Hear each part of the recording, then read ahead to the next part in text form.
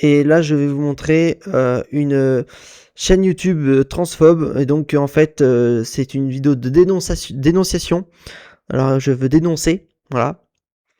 Donc, on va dénoncer une chaîne YouTube transphobe. Voilà, donc c'est aucunement pour en faire de la pub parce que bah, c'est aucunement l'intention. Au contraire, on va dénoncer. Et d'ailleurs, j'ai envoyé un signalement. Bah, j'ai du mal à croire que ça va être écouté, mon signalement. Ça va, j'envoie un signalement, mais dans le vide, hein. Soyons honnête, j'ai envoyé un signalement qui n'a servi à rien, j'en suis sûr. Parce que mon signalement va pas être écouté, j'en suis sûr. Il va pas être entendu. Comme la plupart des cas, c'est comme ça à chaque fois, hein. Les signalements sont pas écoutés. Un signalement pour une chaîne transphobe qui est Lettres Trans, qui est une chaîne d'extrême droite, voire même néo-nazi. Voilà.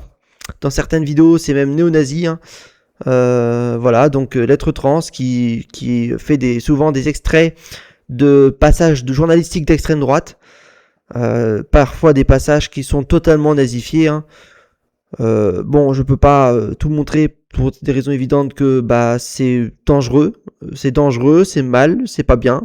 C'est extrait d'extrême droite, fasciste, voire même néo-nazi. Donc je vais pas tout vous montrer. Ça fait souvent référence à des sectes. C'est très sectaire, hein. C'est très sectaire, notamment par exemple, on peut le voir avec par exemple la branche, par exemple du groupe féministe. Ici beaucoup de preuves que c'est vraiment très fasciste dans de nombreuses vidéos qui font rapport à l'extrême droite, ou qui font état de, par exemple, là on a une conférence de presse transphobe, hein, fasciste, hein.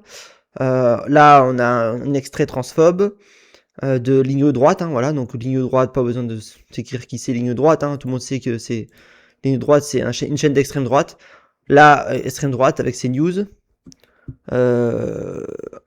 Donc là, on a une tentative de prise de parole, encore une fois, transphobe. Voilà. Pas besoin de tout préciser, puisque franchement, il y en a tellement des vidéos transphobes que pas besoin de tout citer. Là, on a encore une fois Marguerite Stern. Pas besoin, Marguerite Stern et Dora Muto, je sais plus, je crois que non, c'est Marguerite Stern. J'ai du mal à les distinguer, Marguerite Stern et Dora Muto, parce que non, elle, c'est Marguerite Stern.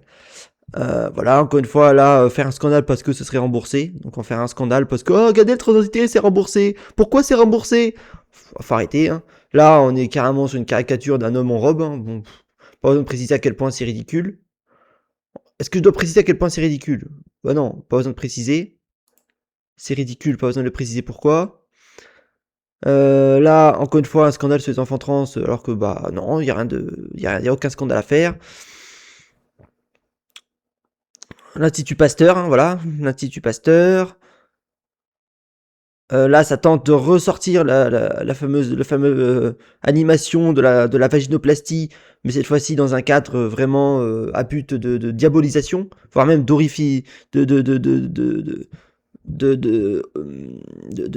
phobie, et ça se voit, hein, notamment ne serait-ce que par le titre. Donc là, encore une fois, le groupe féministe, une secte transphobe, voire même, je crois que c'est une secte qui a été plusieurs fois condamnée en justice, hein. Livre noir, voilà, pareil, pas besoin de citer pourquoi Livre noir, c'est de la merde. Qui d'ailleurs, ça a tellement fait scandale que Livre noir a changé de titre, hein. Ça s'appelle plus Livre noir maintenant. Ça a tellement fait scandale qu'ils ont dû changer de titre, ça s'appelle plus Livre noir maintenant. Là maintenant, encore une fois, une tentative de promotion du livre qui a été bloqué par la justice, hein. C'est un livre illégal, il a littéralement été bloqué par la justice, que j'ai d'ailleurs plusieurs fois cité. Voilà. Elle, bah, c'est mais en fait, pour faire simple, c'est une groupe de mères transphobes qui veulent pas que leur enfant soit heureux, voilà. D'ailleurs, c'est elle, en fait, pour faire simple, c'est celle qui a fait la promotion. D'ailleurs, là, on la voit sur les plateaux télé. C'est celle qui a fait la promotion. Je vais en parler rapidement parce que sinon il y a trop de vidéos à citer. Mais elle a fait la promotion, pour faire simple, de la fameuse, du fameux projet de loi transphobe qui a été mis en place, et qui d'ailleurs a été abandonné récemment. Le fameux tentative de projet de loi transphobe qui était en rapport avec les enfants trans. Ouais, elle voulait littéralement leur laver le cerveau, quoi. Elle voulait littéralement leur faire une thérapie de conversion, hein. Elle voulait laver le cerveau des enfants, littéralement, hein. Évidemment, bah, ce projet de loi il n'est pas passé pour des raisons évidentes, hein. Et surtout, notamment, au-delà du fait qu'elle voulait laver le cerveau des enfants, hein, c'est illégal parce que ça viole la loi sur les thérapies de conversion. qui a été établi en février 2022, qui criminalise les thérapies de conversion. Donc les lavages de cerveau, notamment les thérapies de conversion, sont illégales. Donc évidemment, le fameux projet de loi, il n'est jamais passé, pour des raisons évidentes que c'est criminel. Ce qu'elle a essayé de faire, elle a essayé de criminaliser la situation. Enfin, elle a essayé de criminaliser la situation. Elle a essayé en tout cas de faire un acte grave de criminel, quoi. Voilà.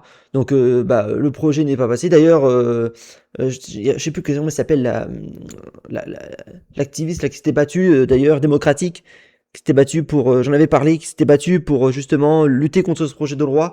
D'ailleurs, contre ce projet de loi. Donc elle, c'est elle qui a fondé le projet de loi en question contre les enfants trans, qui a été abandonné, bien évidemment, parce qu'il viole. Je crois que le texte de loi, il violait 5 lois du pays. 5 contre les thérapies de conversion, contre les lavages de cerveau, contre la transphobie, contre la violence faite aux enfants, et violé plusieurs lois du pays en fait. Donc évidemment, il a pas été validé le projet de loi. Mais c'est une mère transphobe qui refusait que son enfant soit heureux et qui refusait que les enfants soient heureux. Donc évidemment, ce projet de loi a été interdit. Et voici ce que son opposante avait répondu. Donc c'est Mélanie Vogel qui avait répondu.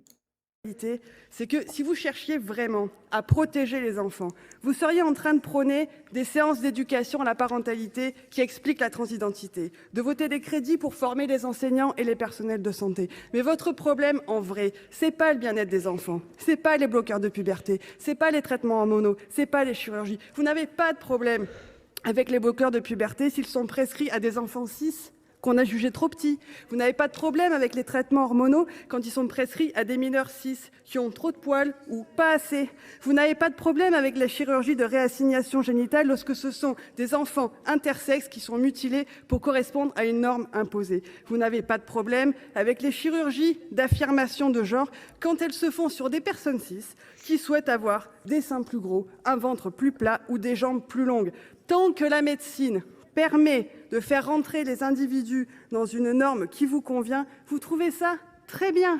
Mais si elle permet à des gens de vivre libres, heureux, en étant ni cisgenre, ni hétéro, ni binaire, alors là, oui, vous ne pouvez pas le supporter. Ce qui nous amène au vrai problème que vous avez, c'est que les personnes trans existent et que vous ne pouvez rien pour l'empêcher et qu'aucune loi ne pourra le faire.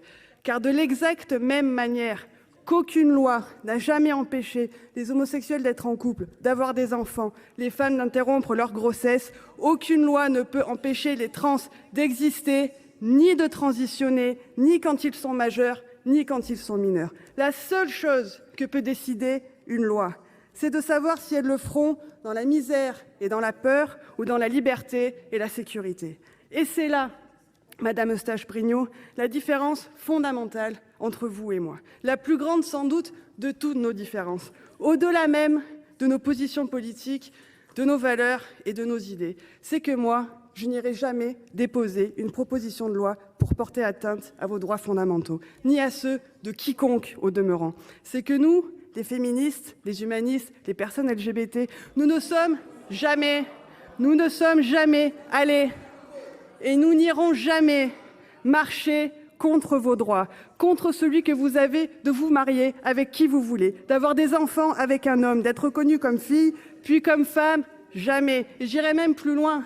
Si un jour arrivait au pouvoir quelqu'un en France qui avait comme projet de vous interdire de vous marier avec un homme, d'avoir des enfants avec lui, d'être respecté pour qui vous êtes, d'être appelé par votre prénom et d'être genré au féminin, alors, Madame Eustache-Brinio, ce jour-là, je peux vous dire que nous serions tous dans la rue pour vous amener à récupérer votre droit. La communauté LGBT n'a jamais mis en danger les droits de qui que ce soit dans le monde.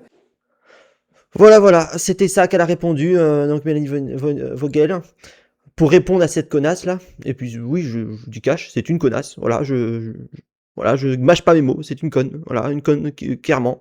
Je mâche pas mes mots. Voilà, parce que franchement, accuser les gens d'endoctriner les enfants, regardez, ils endoctrinent les enfants. Non, madame, personne n'endoctrine les enfants à faire une transition de genre, ça c'est faux, en fait. Surtout que la majorité des parents ne sont même pas au courant que leur enfant est trans, en fait. En général, les parents le découvrent, en fait, un peu avec surprise, en fait. Les parents l'apprennent par surprise, les parents ne sont pas au courant, en fait. Hein. C'est pas comme si, ah non, tiens, les parents sont au courant, puis c'est bon, et puis hop, ses parents l'endoctrinent. Non, en fait, les parents ne sont même pas au courant, en fait. Donc, faut arrêter un peu de mensonge. Puis après, bon, bah, quand le mensonge, là, il est flagrant, hein, le mensonge, il est bien flagrant. Là, ils font, ah oui, mais en fait, les taux de détransition sont massifs. Bah non, encore une fois, c'est un mensonge. Les taux de détransition sont de 0,08%. Voilà, donc c'est un mensonge. Les taux de détransition sont plus que rares. C'est même quasiment inexistant. Alors, voilà, donc encore une fois, un mensonge. Bref, voilà, voici, encore une fois, cette dame-là qui, encore une fois, fait, une sorte de panique morale, voilà. Et c'est ce genre de choses qui est présenté sur cette chaîne, voilà. Voici ce genre de truc qui est présenté sur cette chaîne. Endoctrinement de vos enfants, voilà. Transsexualisme. Alors que je rappelle que transsexualisme, c'est un terme qui est banni depuis 40 ans, mais bon, enfin bref. Pour dire ensuite transgenre là, donc ça n'a aucun sens, parce qu'en plus là, ils mettent transsexualisme pour mettre là transgenre, donc ça n'a aucun sens. Ils se contredisent eux-mêmes, enfin bref. Là, c'est en mode panique morale parce que les transitions de genre sont remboursées. Donc là, ils vont faire ça en mode panique morale. Bref, c'est que de la panique morale, de la secte transphobe. C'est que de ça. Secte transphobe, panique morale. Parce que ce qu'ils n'aiment pas, c'est que les personnes trans existent et qu'ils ne peuvent rien faire pour l'en empêcher. Je reprends la phrase de Mélanie Vogel, parce que Mélanie Vogel, je prends cette phrase parce qu'elle est flagrante là. Et elle est totalement, elle est vraiment, elle tient son sens, quoi. Ça tient totalement son sens. Ce qu'ils n'aiment pas, c'est que les personnes trans existent. C'est ça qu'ils n'aiment pas. Elle est totalement, là, elle est légitime, la phrase de Mélanie Vogel. Totalement légitime. Là, ils diabolisaient une femme trans qui aurait eu un problème du coup, à la vaginoplastie. Bah oui, mais ça peut arriver en fait, hein. Il y a des femmes trans qui ont eu des problèmes de la vaginoplastie, qui ont dû passer 2 fois ou 3 fois au bloc opératoire. C'est pas pour ça qu'elles vont le regretter ou c'est pas pour ça que ça va être grave. Oh là là, c'est attention, c'est mutilation, c'est grave. Non, ça peut arriver qu'il y ait des fois des petites complications, mais tu passes 1 ou 2 fois au bloc et voilà. C'est des personnes trans à qui c'est arrivé, hein. C'est pas la fin du monde, hein. C'est difficile, c'est un parcours difficile, mais ouais, ça arrive, voilà, ça arrive. Là, la propagande, hein, du livre Transmania, propagande sectaire, Transmania, qui est un livre totalement illégal, hein, qui a été interdit en France. Un livre totalement illégal, pour plein de raisons évidentes, hein. Ce livre est totalement illégal. Voilà, voilà, bon, je vais pas aller plus loin parce que ça sert à rien. Voilà, on est sur une chaîne propagandiste, lui, voilà. Et puis on est souvent sur des trucs vraiment, là, par exemple, on est sur une vidéo vachement, là, néo-nazi, hein. On est sur parfois des vidéos très néo-nazis. Voilà, voilà ce qu'est l'être trans. Voilà, l'être trans, c'est ça. C'est une série de vidéos complotistes, une série de vidéos sectaires, transphobes. Parfois, alors on est plus sur du complot sectaire. Hein, voilà, on est grandement sur du complot sectaire. Hein. Voilà, c'est des vidéos complotistes sectaires. Voilà, c'est ça, l'être trans. Hein, c'est que des complots sectaires d'extrême droite, voire même néo-nazis. On en est à là. Voilà, voilà. Inutile d'aller plus loin. Voilà.